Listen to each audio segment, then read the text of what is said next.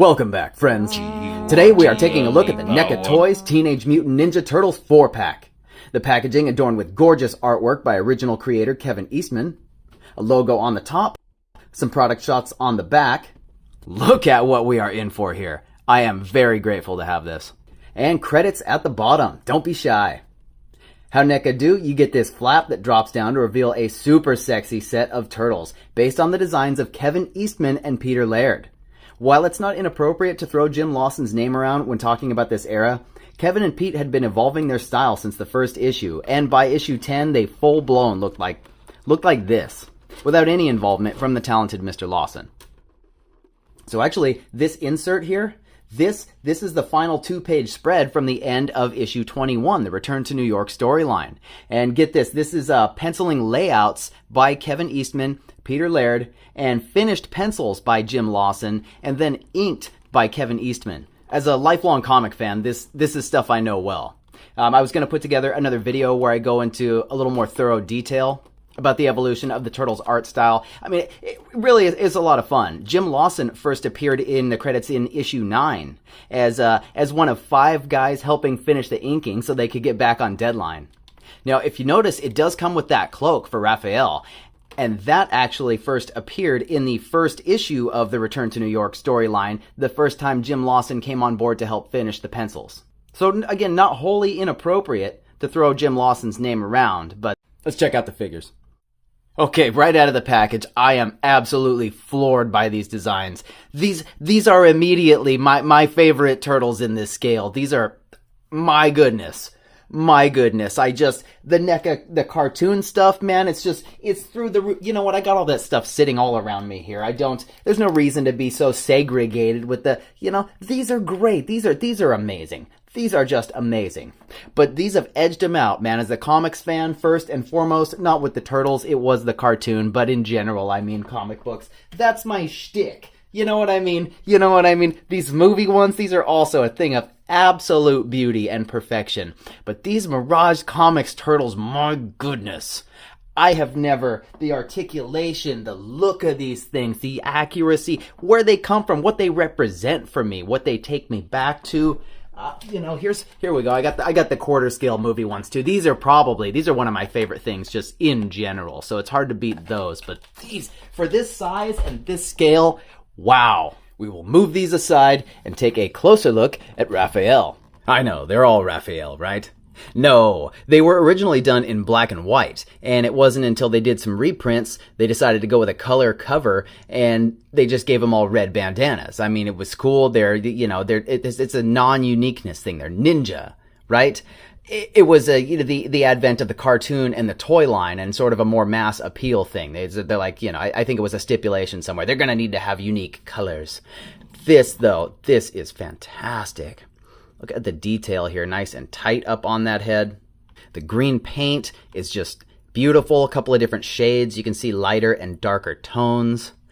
These big heavy contour lines, you get real close and maybe there's some misses there. There's a little strip of green in between, but I think that the eyes, the teeth, it's all painted pretty cleanly. That mass market collectibles, they're certainly not hand painted, but all of this contour line work, it really brings this thing to life. I am absolutely in love with the aesthetic. I wish we could get to pinless, but at least they're all the same color. Same heavy contour line work on the back of the shell here. Little tiny tail, they've painted some of that. And those juicy tree trunks. And all of this little bit of line work, cross hatching and such down here by the legs. More visible pins, big bold knee pads. Little peg holes on these turtle feet, and there's even more line work on the toes. I mean, he might be, doing some jump kicks and stuff, so it's not like you may not see those. All 4 of the turtles, they're going to look very similar. Same body molds, though they did do the paint a little bit differently. You're going to have different scratching and markings on the shells. The belts will differ slightly as well. Not here with Raph and Mike. But if you bring in Don over here, you can see this little spot here for the bow staff. He's rocking this more neutral head. Leo, of course, has got the straps here holding the scabbards up. Right there on the back, so he's definitely easier to spot. But the other thing, pop these heads here, and they've put initials inside of the heads. so that you can tell the brothers apart, or at least as they originally intended. And maybe if you're a stickler for expressions, but we all have faces and mouths and can make whatever expressions we like, you could simply swap any of the heads around. The beauty of them all being really similar like that, I think that is a great feature. Overall, this aesthetic though, this is really making my pants tight. The only real defects I see, sadly, are on my favorite turtle, Leonardo. He's got a little spot of gloss over here on the side, and then there's some red paint on the head I was trying to scrape off, but I didn't want to overdo it and just gouge his head all to hell before I put him on camera. Checking out the new hotness in Articulation world. As you saw a second ago, the head is up on this lusty little dumbbell joint, allowing both pieces to pivot like such. You're going to get some pretty good range off of that sucker, down and back, twists all around, and a lot of tilt. The bandana is ported in, and so that sucker will rotate or swap with the others. Shoulders here are pegged in, and you can actually pull this one since they're the same body, and Raph has that swappable arm. They all have that swappable arm, and it's just pegged in there. It holds pretty firm. But we've also got these bicep cuts here. Be careful. 5 out of 9 of my arms were stuck, like bad stuck. It's 90 degrees out here, and I took them outside, opened them up in that, and it still wasn't working out. Had to throw them in some hot water and disassemble the arm. You know, these pegs will shear off. That is a healthy fear to have, especially with a NECA figure, though I think their stuff has been better than ever in recent years in that regard. I did have stuck bicep joints. But we get these awesome new double jointed elbows. Pretty sure that the movie Turtles have that too, but the other Toon stuff, they're just single jointed. So this is a great gig. Hinges going in and out. I would like some hands with some up and down hinges, but not the end of the world for sure. Get that sucker out of the way, and you can see we've got a little waist cut in here. Some type of new torso articulation for the turtles. They will spin all the way around if you need them to. This the shell piece will hinder you a little, but it's pretty soft. They're both a little bit. And then this is the softest of all, is the belt piece, of course. You're going to be able to have, you got a little room here to slip in the weapons on the front or on the back. There is gap there. They depict it both ways in the comics, depending on the turtle. Coming down here, the leg articulation, you can see they're just on these balls here, but it rotates on that, and it's got this little piece here that kind of conceals that. That is great. But these will come way out to the side like that. Front and back, of course, you're going to be hindered a little bit. But we get double jointed knees, visible pins. They bend pretty well.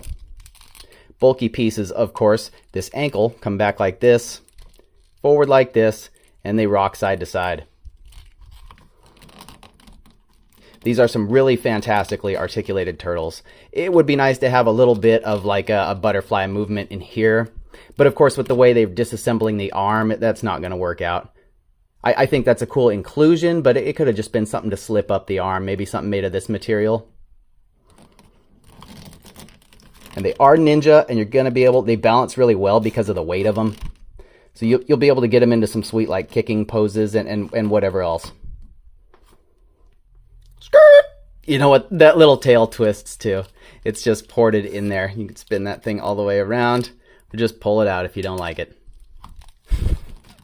Checking out the accessories, each turtle features his signature weapons. A pair of sais for Raphael, a pair of nunchucks for Michelangelo, the bow staff for Donatello, and a pair of katana blades for Leonardo. They are all very nicely detailed. For the sais, you got more of these bold black lines there on the wraps. And I like this color they're using for the metal. Not metallic, but somehow still looks shiny and hot, you know what I mean? The nunchucks are pretty plain, but they have this little rope, and I rather like that instead of the chain with the extra little hoop pieces here. Those are so fragile. The staff has these nice big fat lines here for the wrap. It looks a little weird to me that it's so much thinner at the ends, but I guess that's fine. These swords, however, these look really nice. You get 2 tones of paint there to make that look sort of edged. Yellow at the hilt and more painted detail at the wraps here. Very, very nice. Now, they are a little loose depending, but there's kind of a point where you lock it in. You can kind of push it and it fits against the hand there. That's also true of the size. The Chucks, you can kind of open the hand up a little if you want them to hold them that way. They all feature weapon storage, and Mikey and Raph, you could put them on the front or the back like their other brothers. They also feature these jagged metal Krusty-O's, 3 between them, and swappable bandana parts.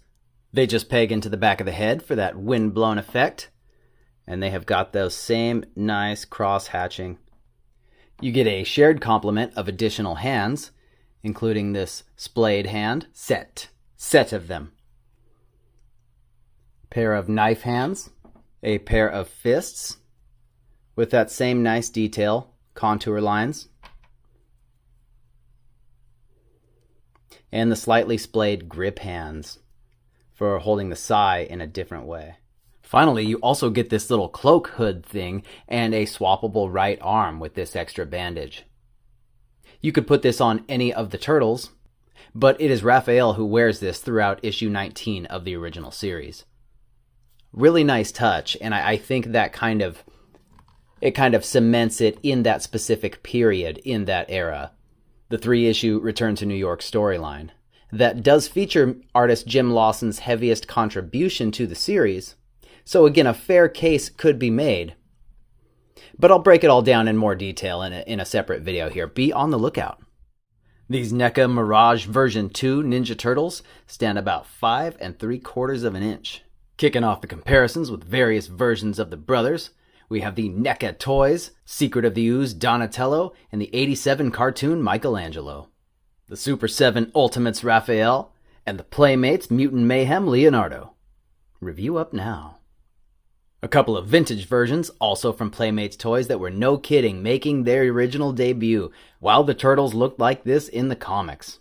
From that very same Mirage comics series, we have the Shredder, and Professor Honeycutt as the Fugitoid. IDW's Last Ronin, and Archie Comics Slash. For those that don't know, originally the Ninja Turtles were published under Mirage Comics. And then in the kid-friendlier era, a few years later, with the cartoon and the toy line and so on, we got Archie Comics Ninja Turtle stuff. And modern-day Ninja Turtle stuff is published under IDW. And then, of course, all of these toys are made by the same company, NECA. Just hammering us from all sides. It's a great time to be here. For all of us. Go ahead and leave a like. Thanks. Also from NECA Toys, part of the cartoon series, we have Leatherhead and the Rat King. Jim Lawson actually created both of these characters, perhaps his greatest contribution. The Loyal Subjects' Best Action Casey, and the Playmates' Beefcake Bebop. Come on, somebody say it before I do. Hand and foot. The McFarlane Toys DC Multiverse Dark Knight Returns Batman, and the Four Horsemen Studios Mythic Legions Varg? Even jostled my turtle. Now the transition won't be seamless. Really cool looking figure though. The Mezco 112 Collective Wolverine. I know, I'm sorry, we're almost there. This is a big deal for me. And the Medicom Mafex Gambit. Gambit the GOAT! And finally, it is the Hasbro Marvel Legends Daredevil, and the Marvel Legends Morning Coffee, mostly Bucky Cap Deadpool. Final thoughts here, I just don't have enough good things to say about this set. This is crazy. I absolutely love these turtles. These are so freaking cool. NECA's most articulated yet at this scale here. Just super, super well put together. The design is just spot on. You can't even argue that it's cheap, that they're all the same freaking body, because that's just how it is.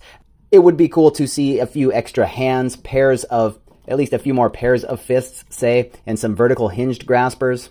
Some butterfly joints I feel like they could have worked into there, but then maybe you wouldn't have been able to swap that arm so easily, but I don't think that was wholly necessary. That's a cool touch, but it could have just been a little band you slipped up the deal.